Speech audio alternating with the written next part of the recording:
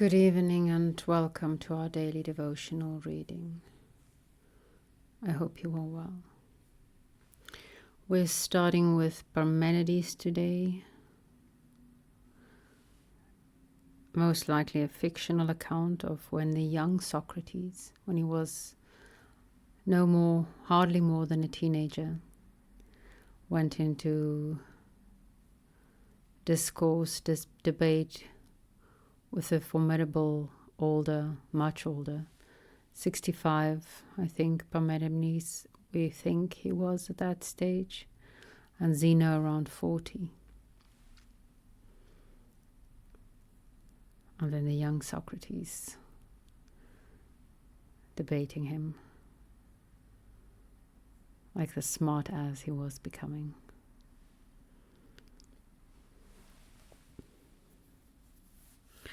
Before we listen to that, let's just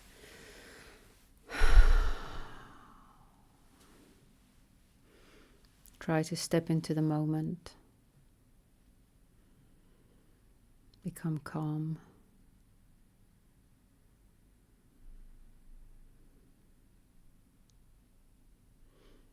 I have the strange sensation of the sea in my heart at the moment. I don't know why. Well, I do have my suspicions. I'll tell you afterwards. For now, let's just listen to Plato.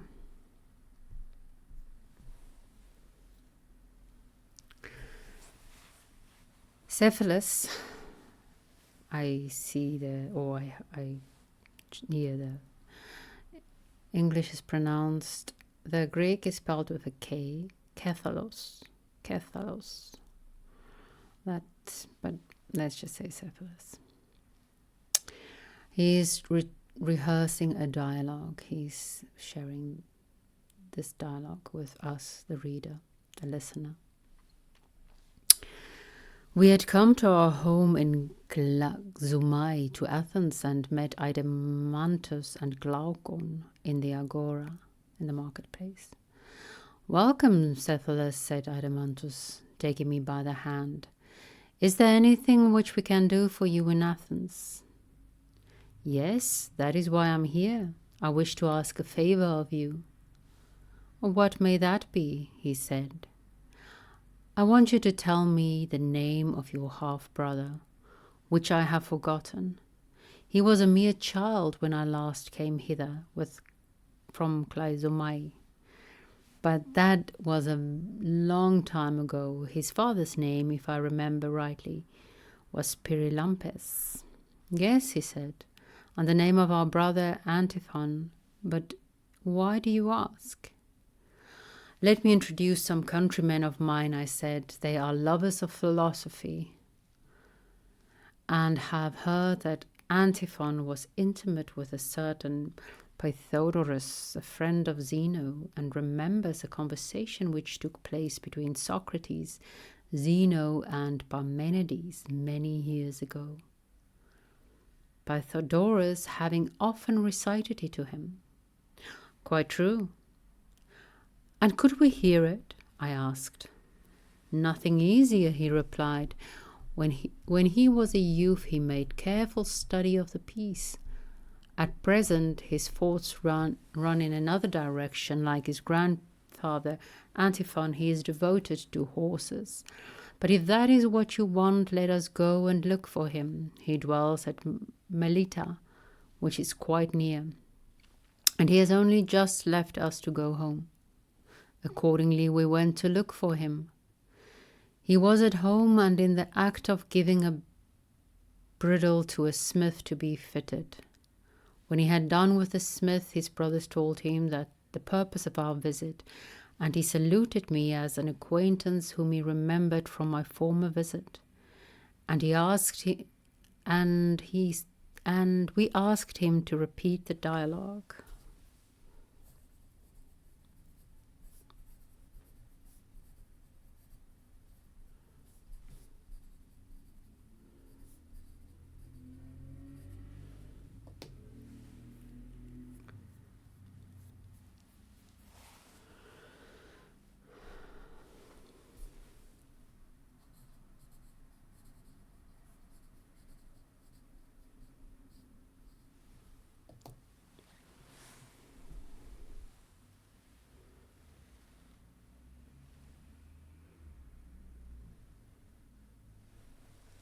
At first he was not very willing and complained of the trouble, but at length he consented. He told us that Pythagoras had ascribed to him the appearance of Parmenides and Zeno. They came to Athens, as he said, at the great Panathenaea. The former was, at the time of the visit, about 65 years old, very white with age, but well favored. Zeno was nearly 40 years old. Tall and fair to look upon, in the days of his youth he was reported to have been beloved by Parmenides. He said that they lodged with Pythagoras in the Ceramicus, outside the wall where the Socrates, when a very young man, came to see them, and many others with them. They wanted to hear the writings of Zeno, which had been brought to Athens for the first time on the occasion of their visit. These Zeno himself read to them in the absence of Parmenides, and had very nearly finished when Pythagoras entered, and with him Parmenides and Aristoteles, who was afterwards one of the 30, and heard the little that remained of the dialogue. Not Aristoteles, the student of Plato. He would not have been born yet. Maybe the name is inserted in his honor, maybe not. Pythagoras had heard Zeno repeat them before. When the recitation was completed, Socrates requested that the first thesis of the first argument might be read over again. And this having been done, he said, "What is your meaning, Zeno? What is your meaning, Zeno?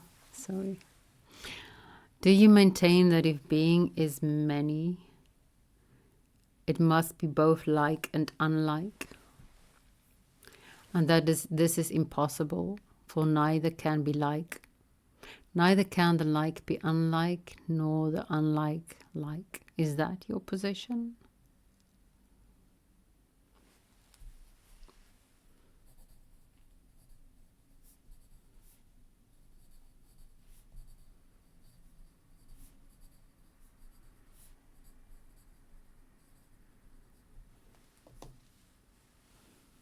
"Just so," said Zeno.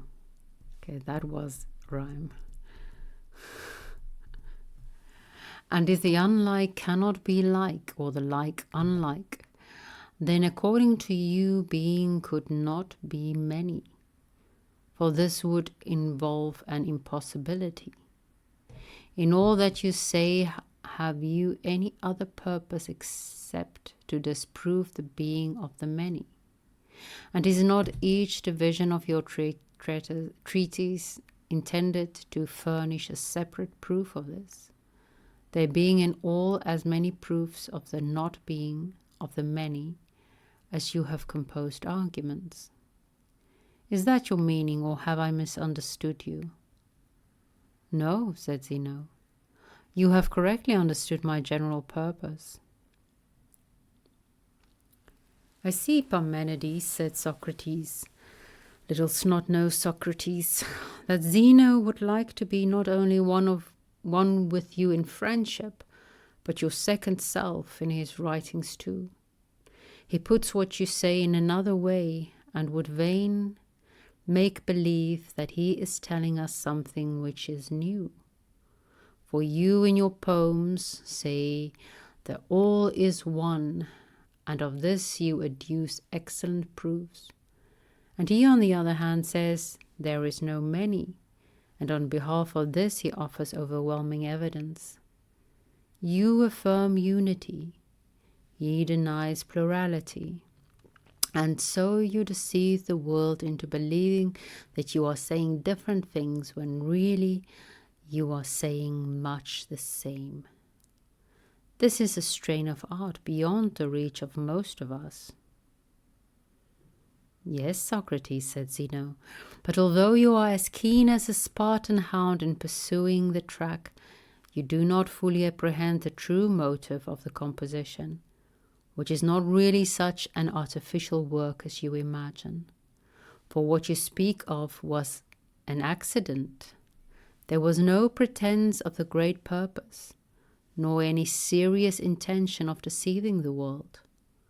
The truth is that these writings of mine were meant to protect the arguments of Parmenides against those who make fun of him and seek to show the many ridiculous and contradictory results which they suppose to follow from the affirmation of the one.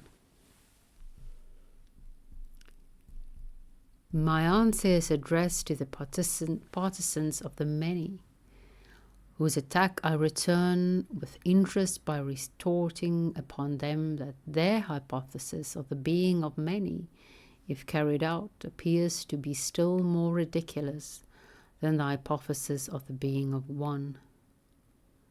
Zeal for my master led me to write the book in the days of my youth, but someone stole the copy, and therefore I had no choice whether it should be published or not. The motive, however, of writing was not the ambition of an elder man, but the pugnacity, fire. It looks like fire in Greek. So I imagine it's something to do with fire. I don't know the English word. The fire of a young one. This you do not seem to see, Socrates, though in other respects, as I was saying, your notion is a very just one. I understand, said Socrates, and quite accept your account. But tell me, Zeno, do you not further think that there is an idea of likeness in itself, and another idea of unlikeness, which is the opposite of likeness, and that in these two you and I and all other things to which we apply the term many participate? Things which participate in likeness become in that degree and manner like, and so far as they participate in unlikeness become in that degree unlike, or both like and unlike in the degree in which they participate in both. And may not all things partake of both opposites, and be both like and unlike by reason of this participation? Where is the wonder? Now, if a person could prove the absolute like to become unlike, or the absolute unlike to become like, that, in my opinion, would indeed be a wonder. But there is nothing extraordinary, Zeno, in showing that the things which only partake of likeness and unlikeness experience both. Nor again, if a person were to show that all is one by partaking of one, and at the same time many by partaking of many, would that be very astonishing? But if he were to show me that the absolute one was many, or the absolute many one, I should be truly amazed. And so of all the rest, I should be surprised to hear that the natures or ideas themselves had these opposite qualities, but not if a person wanted to prove of me that I was many and also one. When he wanted to show that I was many, he would say that I have a right and a left side, and a front and a back, and an upper and a lower half, for I cannot deny that I partake of multitude. When on the other hand he wants to prove that I am one, he will say that we who are here assembled are seven, and that I am one and partake of the one. In both instances he proves his case. So again, if a person shows that such things as wood, stone, and the like, being many, are also one, we admit that he shows the coexistence of the one and the many. But he does not show that the many are one or the one many. He is uttering not a paradox, but a truism. If, however, as I just now suggested, someone were to abstract simple notions of like, unlike, one, many, rest, motion, and similar ideas, and then to show that these admit of admixture and separation in themselves, I should be very much astonished. This part of the argument appears to be treated by you, Zeno, in a very spirited manner. But as I was saying, I should be far more amazed if anyone found in the ideas themselves, which are apprehended by reason, the same puzzle and entanglement which you have shown to exist in visible objects.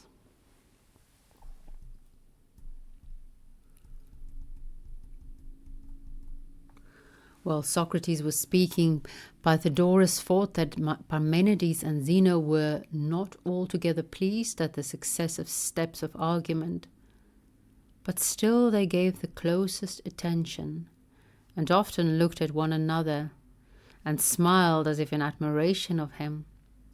When he had finished, Parmenides expressed their feelings in the following words.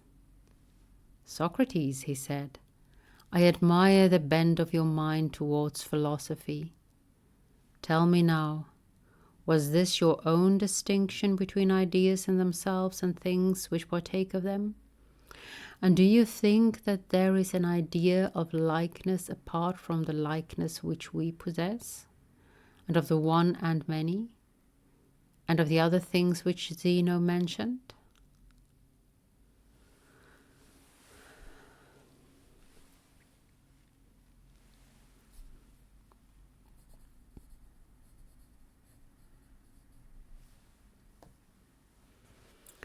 "I think that there are such ideas," said Socrates. Parmenides proceeded. "And would you also make absolute ideas of the just and the beautiful and the good, and of all that class?" "Yes," he said, "I should." "And would you make an idea of man apart from us and from all other human creatures, or of fire and water?" "I am often undecided, Parmenides, as to whether I ought to include them or not."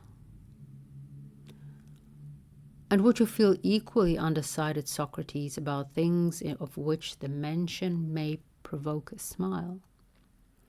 I mean such things as hair, mud, dirt, or anything else which is vile and paltry. Would you suppose that each of these has an idea distinct from the actual objects with which we come into contact or not?"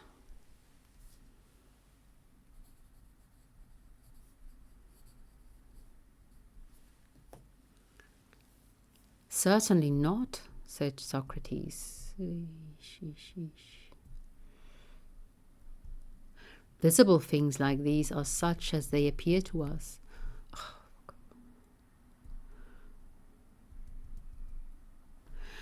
And I am afraid that there would be an absurdity in assuming any idea of them, although I sometimes get disturbed and begin to think that there is nothing without an idea.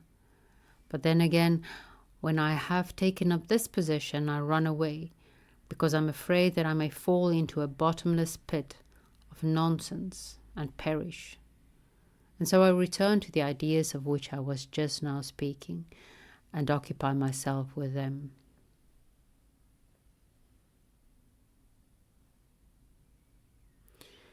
"Yes, Socrates," said Parmenides, "that is because you are still young. The time will come, if I am not mistaken, when philosophy will have a firmer grasp of you, and then you will not despise even the meanest things. At your age you are too much disposed to regard the opinions of men. But I should like to know whether you mean that there are certain ideas of which all other things partake, and from which they derive their names. That similar, for example, becomes similar, because they partake of similarity, and great things become great because they partake of greatness, and the just and beautiful things become just and beautiful because they partake of justice and beauty."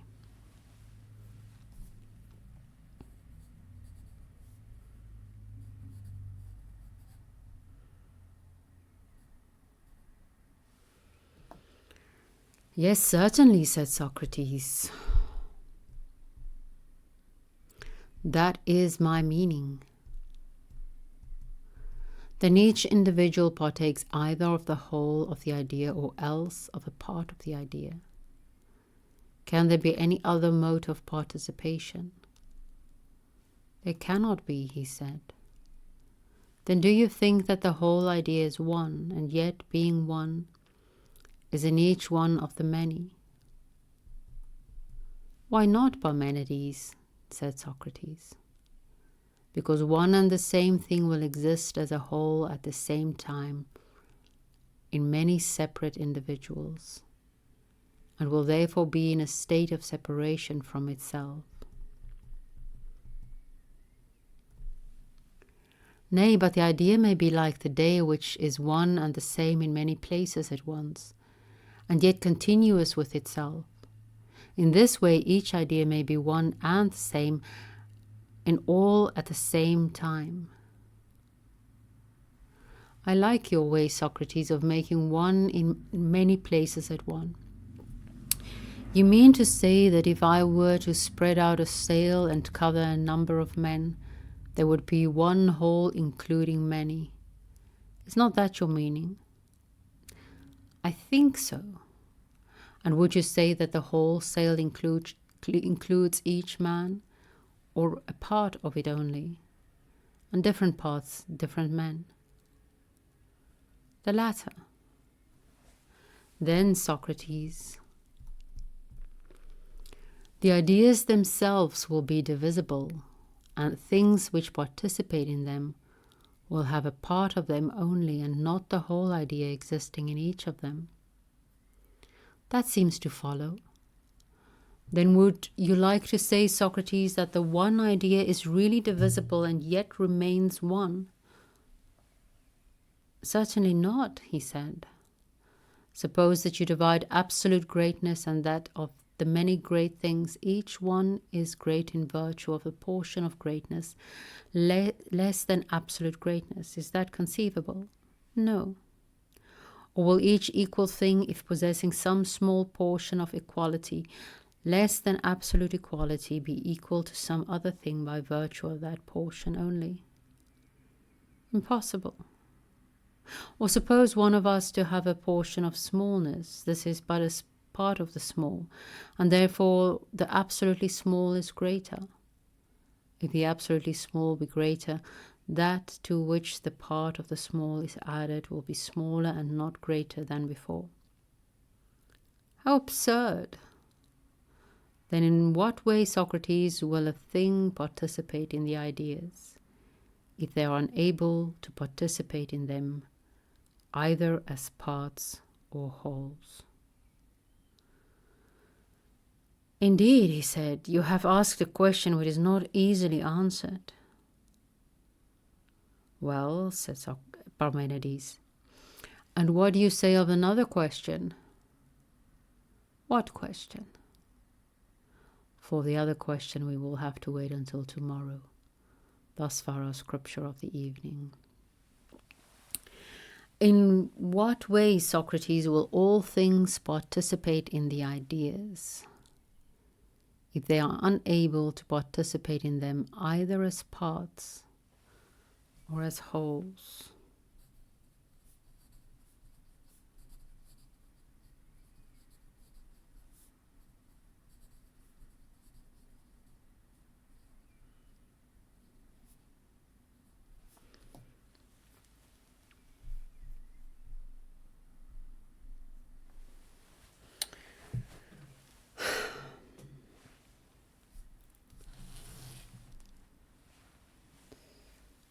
The context for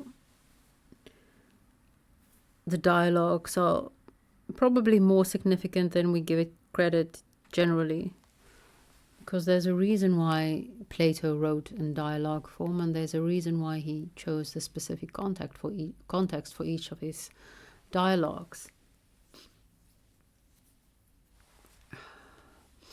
It might just be a chronological thing here, that he wanted Socrates to participate in this conversation, but Socrates had to be very young in order to participate even in a make-believe conversation with Parmenides.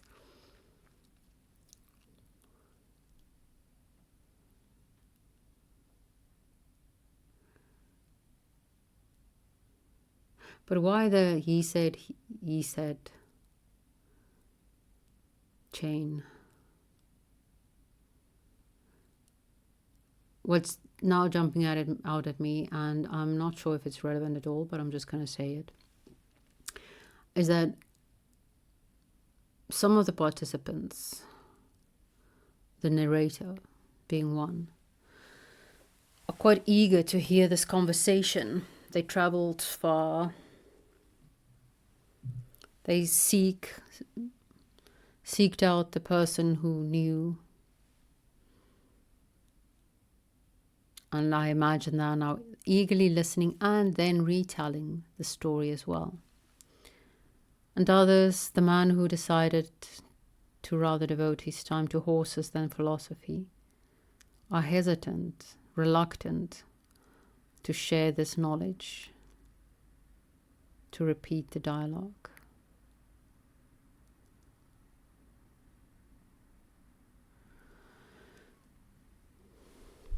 The love of wisdom does not grab everyone equally, some not at all. And honestly, why should it? Especially with wisdom like this. I would love for the whole world to be grabbed by phronesis, practical wisdom. I think that is needed. But these metaphysical questions,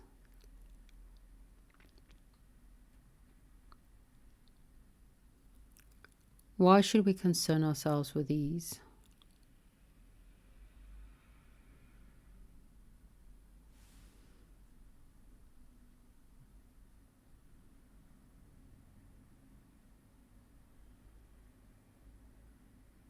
Because the question in the end is, how do we participate in the ideas? How do we participate in beauty, in goodness, in truth?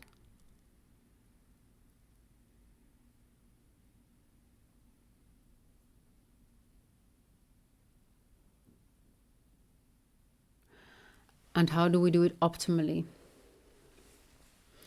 I got some tea I was going to save it until after I let you go. But I actually think it's relevant now.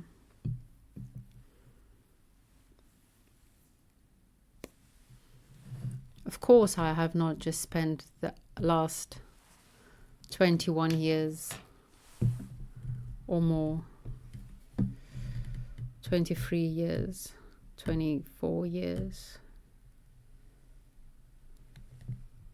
without a worldview and doing nothing about it. What I did most of the time was try on different worldviews. And the weird thing about that is they all work.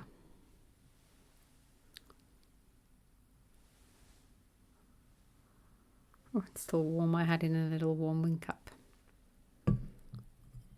So then my question becomes, why?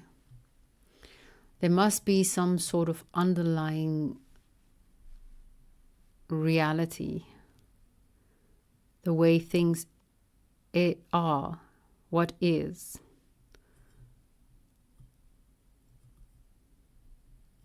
To make it possible that all these worldviews work if you throw yourself into them completely for whatever amount of time. Some need a lot of time and some a day, well, a month, and then a day of full-blown practicing, a month of preparing.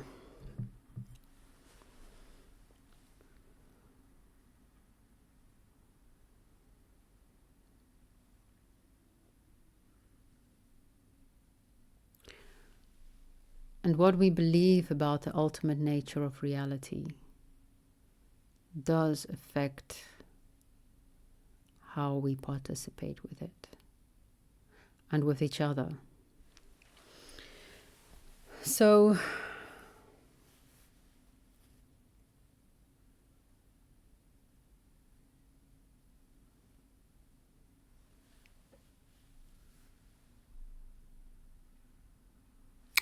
I wrote down a couple of words, sentences Alex spoke in various different contexts, completely out of context. So I can't even remember the context. But your brain is constructing a narrative, and that might have been one of his interlocutors that said that, and not him himself. I'm not sure. No, it was him himself. I hear his voice. Your brain is constructing a narrative. But from what? And I think that's why all the worldviews work, because your brain is constructing a narrative for you to perform by. Oh, and it matters. Like, I was also listening to a few things. Well, I'm not sure. No, this wasn't his latest debate. Excellent conversation, actually.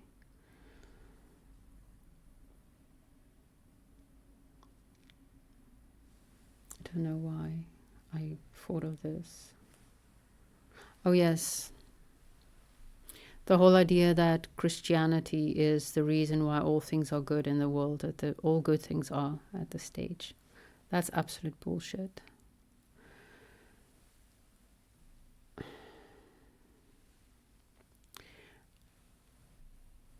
And the idea that we are good to each other, that we allow equality,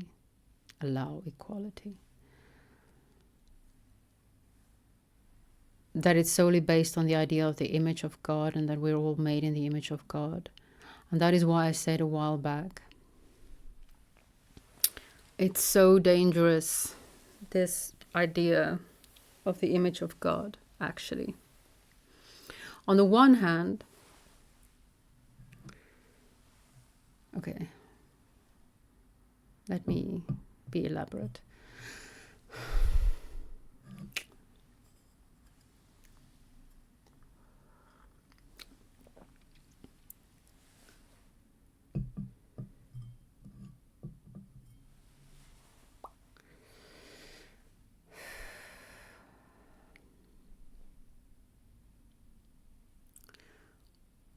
On the one hand, it is claimed that the emancipation of the woman, for instance, was encouraged by the idea that we're all made in the image of God. And then I heard, as I mentioned, the priest say to Jonathan Peugeot that woman can't be priest because God is a man.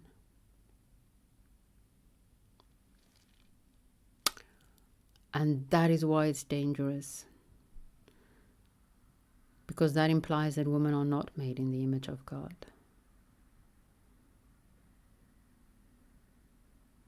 It's only like 2 steps away from God is a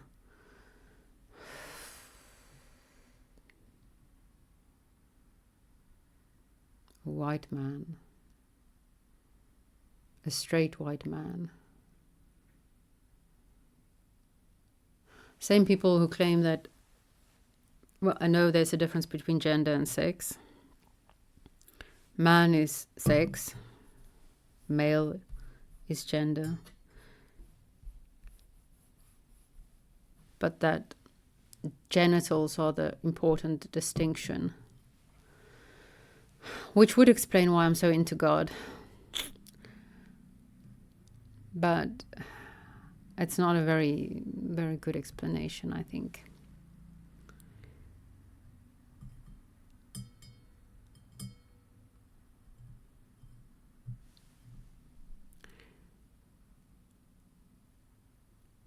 That's the one thing.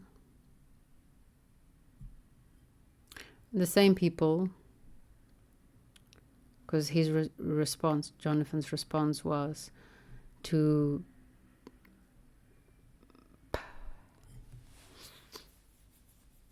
talk smack about a woman preacher he heard who encouraged people to embrace the divine in them, which, I mean, image of God, Imago Dei, representatives of God on earth, one could argue.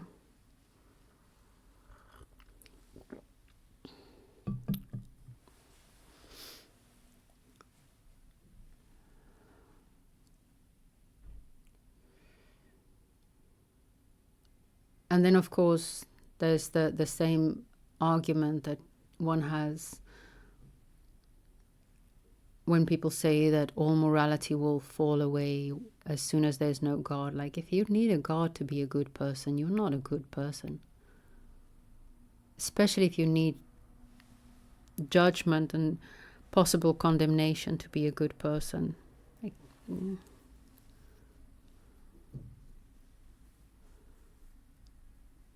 Your Christ is good, but don't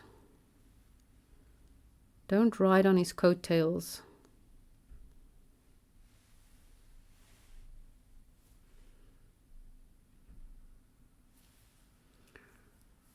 And then we treat the world like crap, because only human beings then, if we allow at least all human beings to be considered image of God, is worthy of our respect and consideration.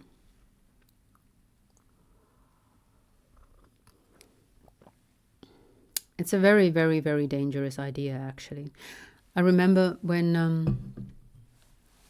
the night after John and Chris was here, a bunch of the other people still visited again, and we spoke about this idea of the image of God, and I was searching for an equivalent in other cultures, which we couldn't find, because I thought that was a good way to save this idea of treating people fairly, but I think now it's the worst reason to do so.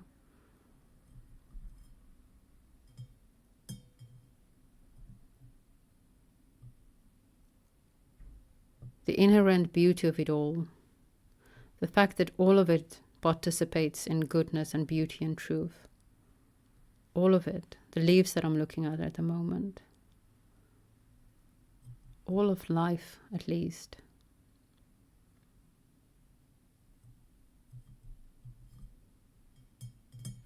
Yeah. So I think it matters, your metaphysical views.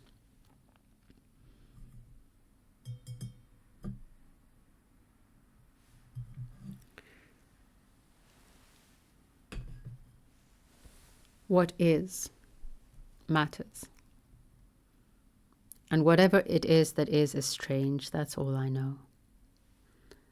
And the only thing that I could deduce thus far from all my weird experiences is that everything is interconnected, which then is easy to jump to everything is one, but that is not necessarily a given.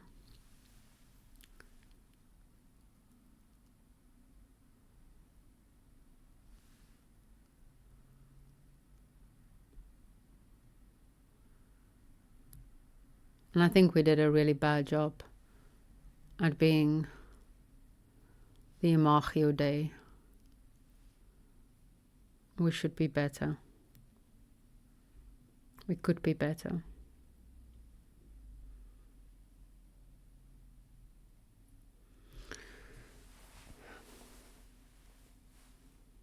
I hope you rest well tonight. May the spirit of Sophia be with you.